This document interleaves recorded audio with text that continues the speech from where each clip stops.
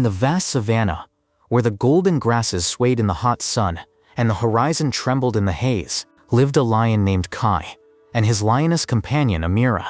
Their home was a vast plain dotted with sparse acacia trees, whose thorny branches cast long shadows across the parched earth. Kai was a powerful leader, his mane the color of sunset fire fluttering as he patrolled his territory, and his eyes, sharp and attentive, watching for any movement in the grass. Amira, his only companion, was the heart of their small pride. She was more than just a lioness. She carried within herself hope for the future, for her belly was rounded, promising the imminent arrival of cubs. This was Amira's first pregnancy, and for Kai, she became a symbol of the continuation of their lineage, their legacy in this harsh but beautiful wilderness. Every morning, Kai and Amira walked around their territory together. The lion walked ahead, his powerful paws softly stepping on the dry earth, and Amira followed him. Her movements were a little slower due to the weight of her belly. They rested in the shade of the acacia trees, enjoying the rare moments of peace when the wind brought the scent of distant rains. But one fateful day, everything changed. It was early morning, when the air still retained the coolness of the night. Amira, feeling uncomfortable with her condition, decided to move away from Kai, who was dozing under a wide tree. She found a secluded place among the tall grass where she could lie down and rest. It was there, in this deceptively peaceful silence, that the enemy was hiding. A giant African rock python, whose scales merged with the patterns of the grass, like the shadow of death itself, was waiting for his hour. Its body, thick and muscular, was longer than two grown men, and its eyes, cold, merciless, followed every move of the lioness. Without warning, the python rushed forward with lightning speed. Its attack was silent, swift, like a lightning strike. In an instant, it wrapped its coils around Amira, each of which squeezed with terrifying force. The lioness let out a desperate roar, full of pain and panic, but her voice quickly turned into a strangled wheeze when the python began to squeeze her ribs.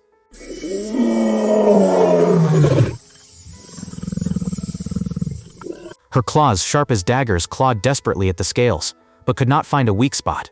With each breath Amira took, the python tightened its coils even tighter, like a soulless machine programmed to kill. Her golden eyes, usually full of life, began to grow cloudy, and her body, so recently so strong, weakened under the relentless pressure. Kaveh heard her scream and was there in an instant. His mane stood on end, and a low, menacing growl rumbled from his chest. He lunged toward Amira, but when he saw the python, he froze. His instincts, honed by years of hunting antelope and buffalo, clashed with something he did not understand. The python was no ordinary foe. Not a hyena, not a leopard, not even another lion. It was an alien, serpentine threat, and Kai, for all his strength, did not know how to attack without hurting Amira, who was entangled in its deadly coils. He circled, his tail lashing, his growl growing louder. But he did not dare charge. It was not cowardice, but a deep instinctive insecurity that paralyzed even such a powerful predator. At that moment, fate intervened in the form of a man. Ranger Musa Kamau, an experienced wildlife conservationist, was patrolling the savannah in his old jeep.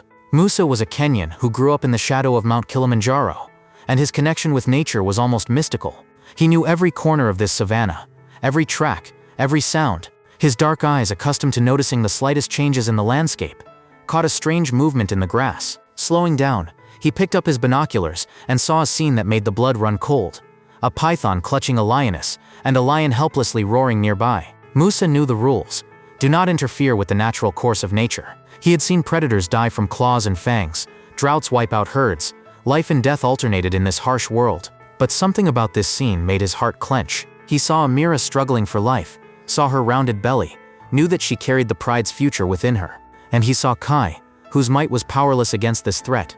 Musa realized that if he did not intervene, the lioness would die, and her cubs would never see the light of day. He jumped out of the jeep, grabbing only his staff, a sturdy acacia stick that he always carried with him. It was not a weapon, but rather a symbol of his presence, a tool for scaring off curious hyenas or checking trails. But now it was all he had. Musa knew that a direct attack on the python would be suicide.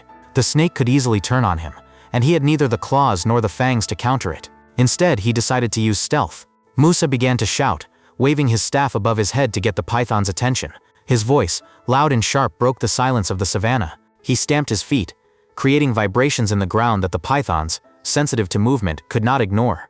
Kai, noticing the man, let out a menacing roar, his eyes flashing, but Musa did not back down. He knew he was risking the lion's wrath, but there was no time to hesitate. The python, distracted by the noise and movement, slightly loosened its grip, its head turning towards Musa. This was the moment. Musa rushed forward and slammed his staff into the snake's tail, careful not to hit Amira. The blow was not strong, but it was enough to throw the python off balance. The snake hissed, its body trembled, and at that moment Kai, as if awakening from a stupor, let out a deafening roar. He threw himself at the python, his fangs sinking into its scaly body and his claws tearing at its skin. Musa retreated, continuing to scream to maintain the chaos that forced the python to defend itself, rather than attack. The python, under attack by the lion and irritated by the man's actions, began to unwind its coils, trying to retreat. Musa, noticing that Amira was still in danger, decided to take the last step. He had a small can of pepper spray, which he carried to protect himself from aggressive animals. Having waited until the python's head was at a safe distance from the lioness, he ran closer and released a stream directly into the snake's eyes. The python hissed furiously, its body jerked convulsively, and finally it let go of Amira, quickly slipping into the grass like a shadow dissolving in the savannah. Amira lay motionless, her sides heaving heavily, but she was breathing. Kai was immediately at her side, his growl giving way to a low, almost gentle purr. He licked her muzzle, as if convincing her to hold on. Musa, breathing heavily, took out his satellite phone. His voice was shaking but firm. "Base, this is Kamau. We have a critical situation. A pregnant lioness, attacked by a python. She is alive but in serious condition. Urgent veterinary care is needed." While he waited for the team to arrive, Musa carefully approached Amira, keeping a safe distance from Kai, who was keeping a close eye on him. He administered a mild sedative to the lioness to reduce her stress and make her easier to transport. Kai did not attack. He seemed to understand that the man was trying to help. An hour later, a helicopter carrying a veterinary team landed nearby. Amira was carefully loaded onto a stretcher and taken to a field hospital, where she was immediately treated.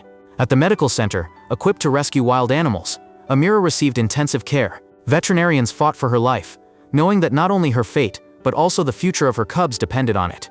A few days later, when her condition stabilized, Amira gave birth to 3 healthy lion cubs. Their tiny bodies, covered in soft fur, were a miracle that seemed impossible on that terrible day. The vets named them Naya, Jami, and Asa, names that mean purpose, unity, and hope in Swahili. After a month of recovery, Amira was strong enough and her cubs were old enough to handle the journey. A team of rangers, led by Musa, organized their return to the savannah. The day the cage containing Amira and her cubs was opened, Kaveh was waiting for them. He approached slowly, his eyes shining with a mixture of relief and pride. Amira stepped out first, her movements confident, and the cubs followed her, waddling awkwardly. Kaveh sniffed each of them, then let out a low, deep roar that echoed across the savannah, as if announcing a family reunion. Musa watched the scene from afar, his heart filling with warmth. He knew he had broken the rules by interfering with nature, but he also knew he had given this family a chance. Kaveh and Amira's pride, now expanded by 3 new members, has become a symbol of hope and strength. The savannah, so harsh and unpredictable, has once again proven that even in its cruel laws there is room for compassion. This story is not just a tale of rescue. It is a reminder that courage and humanity can change fate, even in the wildest environment. Musa Kamau, a simple ranger, became a bridge between man and nature, showing that sometimes one decisive step is enough to turn the tide. Amira and her cubs now thrive under Kai's protection, and their pride continues to live, reminding everyone who hears this story of the fragile but powerful union between all living things. Friends, thank you for taking the time to read this story. If it touched your heart, don't forget to like and subscribe to our channel to support us. See you in the next wildlife stories.